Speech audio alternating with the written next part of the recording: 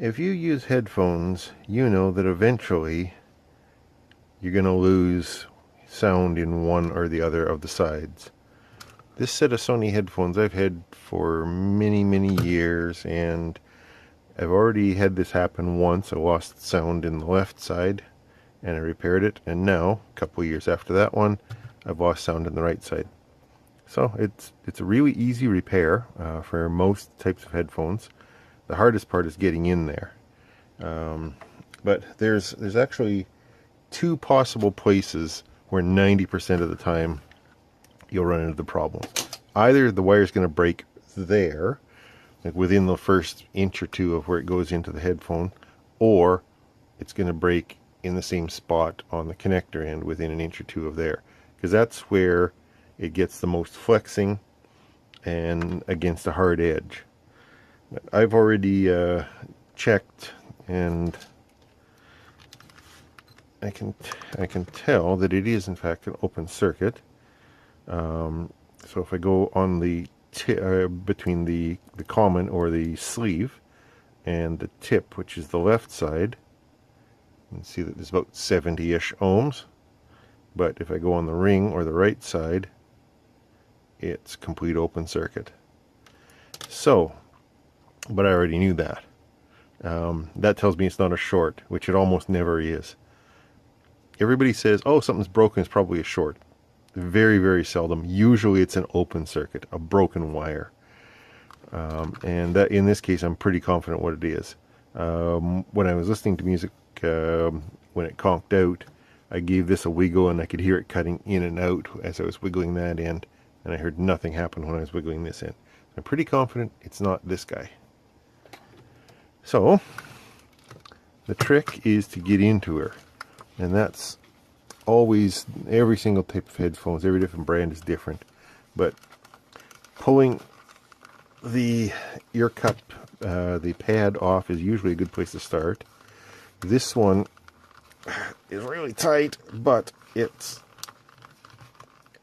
I don't want to shred it, obviously, because I want this to go back together. But this one, it's just a cuff that goes into this slot, this groove all the way around here. And then it gets easy because we've got two screw holes here, in this case Phillips.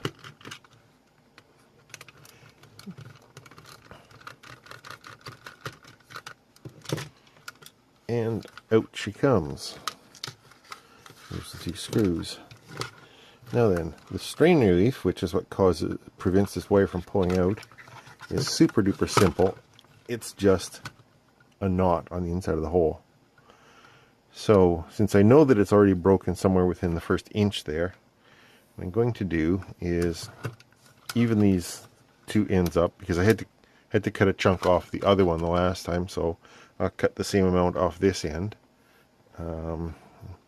even them up. So I'm going to want my strain relief to go there, and in this case I'm going to replace the simple knot with an equally simple tie wrap, zip strap. Can't be giving them an advertisement here. In that same position, just because it's easy. It'll let me mark the spot, and then I can pull that all the way through, so I can push that out of the way and actually be able to work on it. So, snip it off close, and so that was about that far from the strain relief. So I'll go about that far from the strain relief and then add a little bit. Hopefully that should get me inside of where it was broken off before. Now then, headphone wire is notoriously hard to deal with. Let's just zoom in on this and take a peek here. So there's the two wires. They're twisted, or they're multi-strand wire. It's enameled. Each strand is enameled, which means It's got basically a varnish on it to act as the insulation so they don't splash against each other. And then for extra flexibility, it's got a little cotton or nylon or something kind of thread up the middle. And it doesn't solder very easily at all. It's super flexible. The more the finer the strands, the more flexible it is, the more strands, the better conductor it is, the more power it can handle, and the more breakage it can tolerate before it finally breaks. But it does break.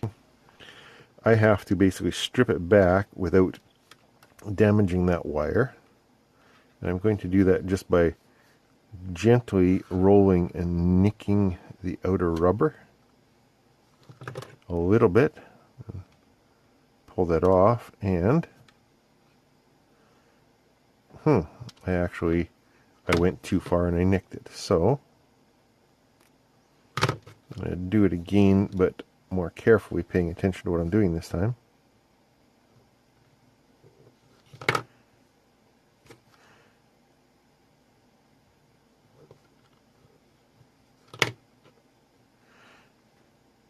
And there you see I've got a, come on, zoom. See, I've got a weak spot in the outer rubber, but I haven't gotten into the middle yet. I'll just use my fingernail and pull it. And there I've got the two conductors.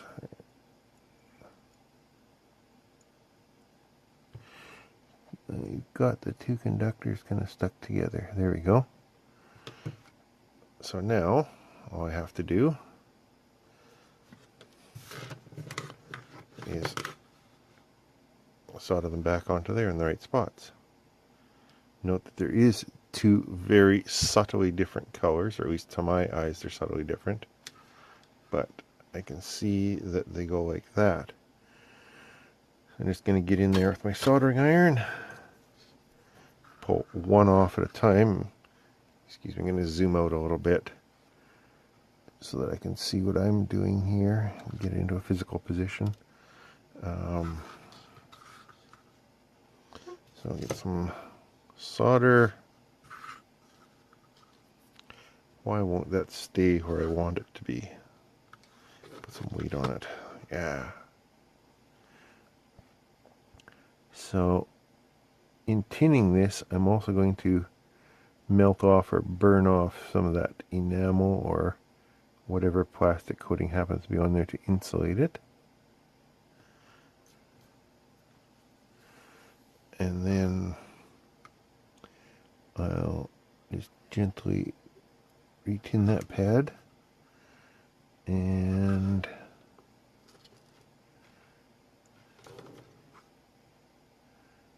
just tack it back on there. Okay, and repeat for the other guy.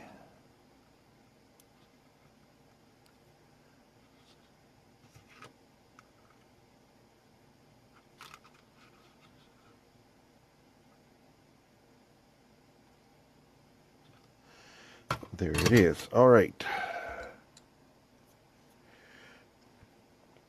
Now then, let's just verify that this worked. So again, there's the tip, which is the other side, 70 ohms, and the ring, which is this side, 69.7 ohms. Awesome. And then, of course, the ultimate test.